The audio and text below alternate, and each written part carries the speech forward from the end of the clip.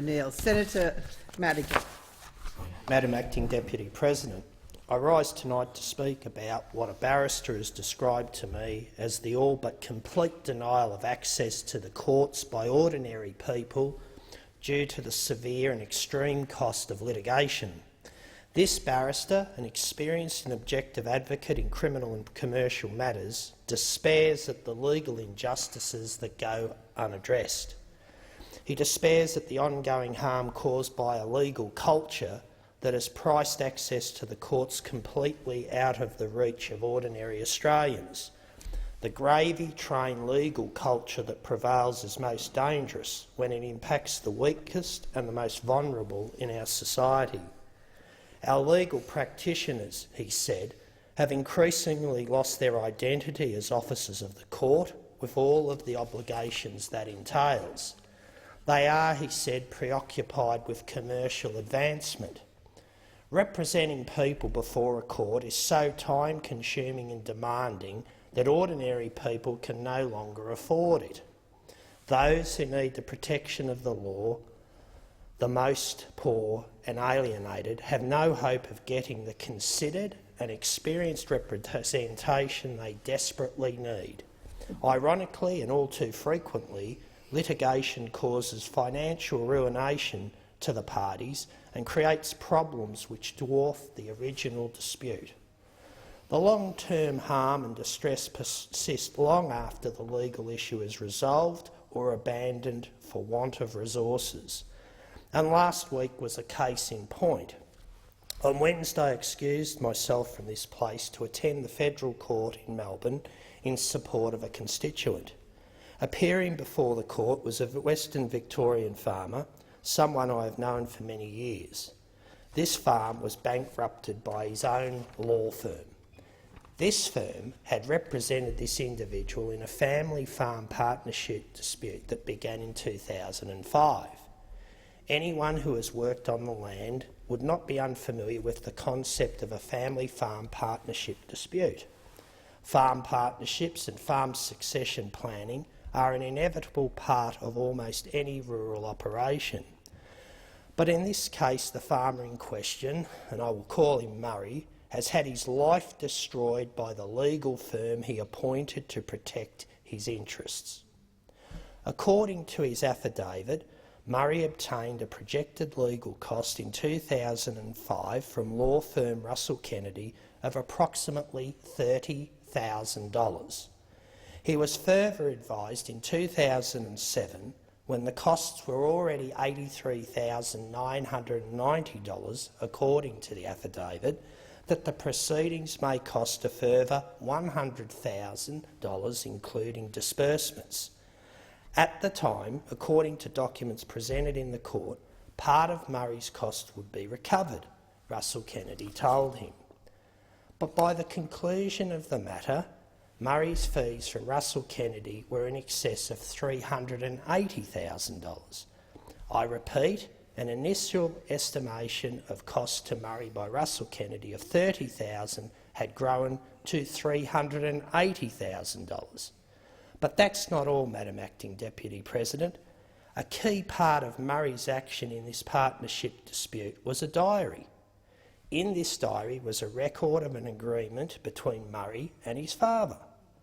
And, Madam Acting Deputy President, this diary was lost by Russell Kennedy sometime in 2008, according to documentation attached to Murray's affidavit. In an earlier court action, it was ruled the discovery of the original diary should be made. This is stated in a letter dated September 1, 2008, and written by Russell Kennedy Principal Michael Mayne. In the same letter, Mr Mayne said, "We will continue our search for the diary and would be grateful if you could also check to ensure that it is still not in your possession or has been returned to you by mistake." That's right, Murray's own law firm, it appears, lost a crucial piece of evidence. Madam Acting Deputy President, on the website of Russell Kennedy it says the firm is committing to making a difference to their clients. Certainly Murray's involvement with Russell Kennedy has made a difference in his life. because of their incompetence, because of their extraordinary poker machine-style fee accrual system, and because of their sheer legal bloody-mindedness, Russell Kennedy decided to bankrupt a sole individual farmer. Murray's prospects of financial recovery, of rebuilding his life, have been severely threatened by this action. And how much money did Russell Kennedy get back against their $380,000 bill? Not a cent. Murray was already virtually destitute.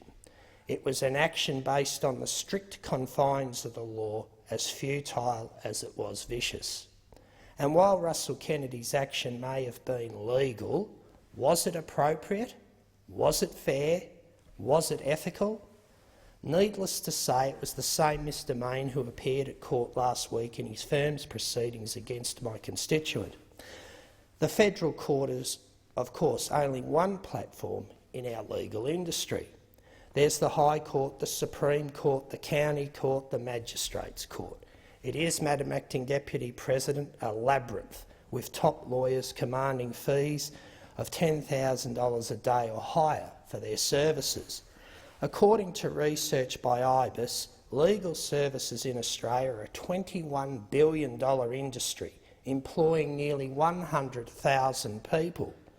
It is, Madam Acting Deputy President, a gravy train with many, many carriages. But for the moment, I would like to drill down into one aspect of this labyrinth, the family court. In many ways, this is both the most important and the most divisive part of our legal system. I say that because it goes to the heart of Australian society, our families and our children. The current state of the family court points to a tragic legacy left behind by the previous government. The Family Law Legislation Amendment, Family Violence and Other Measures Act 2011, was passed by the Senate and came into effect in 2012. This legislation changed the Howard government's shared parenting reforms via a spurious claim to provide greater protection for children from family violence. The objective was to improve the family court's decision-making by giving priority to a child's safety when determining what is in their best interests. The aim was also to make it easier for allegations of family violence and sexual abuse to be brought before the court. And was this successful? Last year, a retiring family court judge gave his view, which was reported in the Fairfax Press. Justice David Collier had 14 years on the bench. And keep in mind, Madam Acting Deputy President, it is rare for family court judges to speak publicly about their views. Many of us would recall the 1980 murder of Justice David Opus and the 1984 bombings of the Parramatta Family Court building and the homes of two judges. The family court is the flashpoint for the breakdown in family life. It is a place of heat and anger and stress. It is a place where lives collapse and are changed forever. And Justice Collier gives us clear insight into what's currently forging this tragic metallurgy of Australian families in crisis. He said unprecedented hostility was infiltrating the family court, with a willingness by parents to use their children to damage one another. Allegations of child sexual abuse are being increasingly invented by mothers to stop fathers from seeing their children, Justice Collier said. I quote from Justice Collier, "When you have heard the evidence, you realise that this is a person who is so determined to win that he or she will say anything. I am satisfied that a number of people who have appeared before me have known that this is one of the ways of completely shutting husbands out of the child's life." Justice Collier called this a horrible weapon.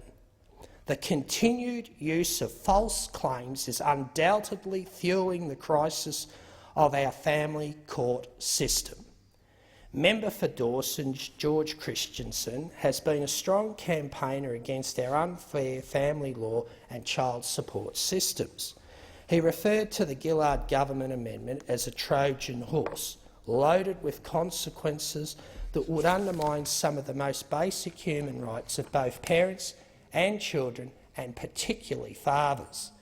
This reform to the Act provided for two primary concerns for the family court to consider when making parenting orders.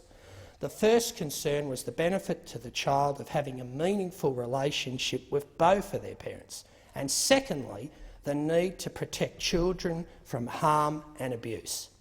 On the surface, both of these seem valid.